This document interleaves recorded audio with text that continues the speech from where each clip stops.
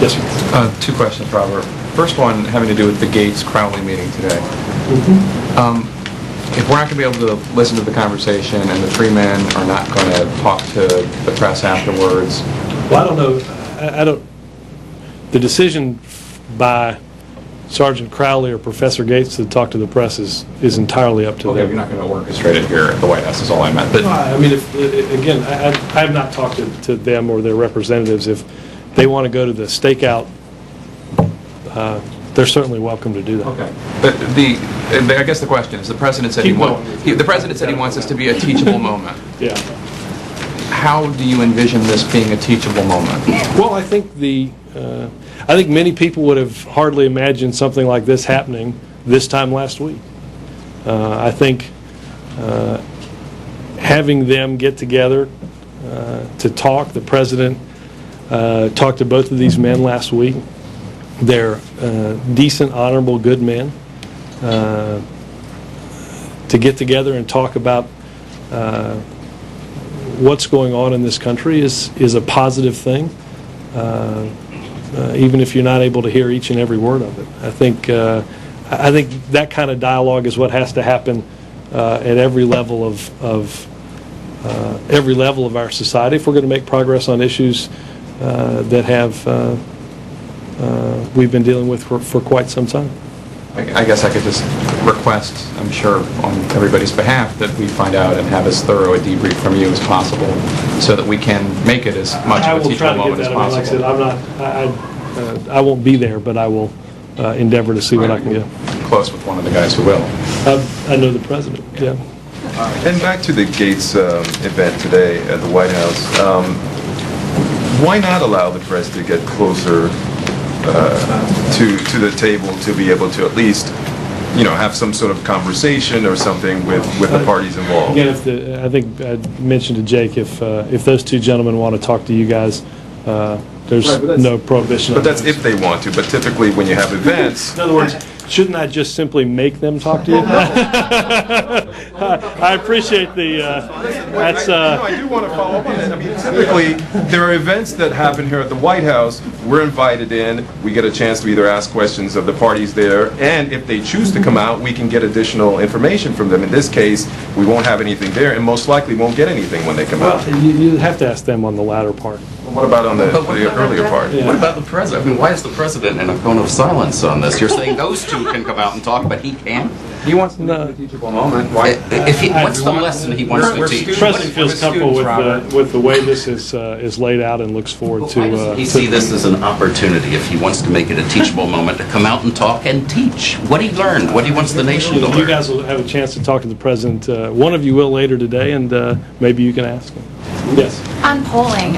You mean in the Rose Garden? No. I think isn't there a 1-on-1 with the Royal? Can you take questions? Well, yeah, 1-on-1. Sure. Teachable moment to learn the schedule. Go Is ahead. that a plan? Question plans.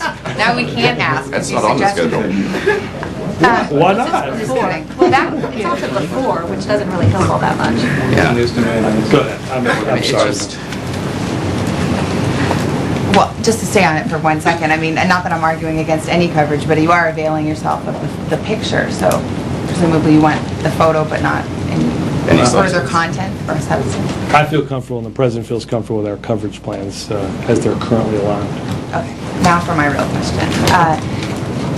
To the extent you do pay attention to it, is there any sort of soul searching? In other words, are you thinking maybe our message isn't effective, or is there any sense that maybe what we're trying to sell is not resonating and not? No, because I think in your poll, if you in your polling, if you read the plan, what are the numbers? 56-38, right? Have the executive summary here. Once again, a series of teachable moments. Well, I watch NBC, for God's sakes, Chip.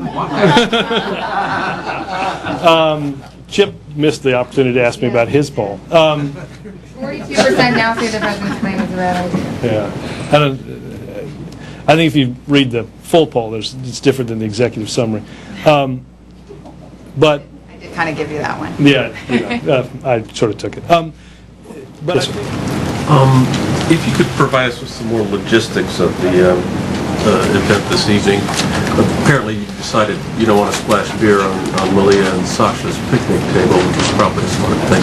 Can you talk about it? Well, I don't, for any number of probably good reasons, Yeah. that's I don't know if, I know there were a couple of different locations that were being talked about.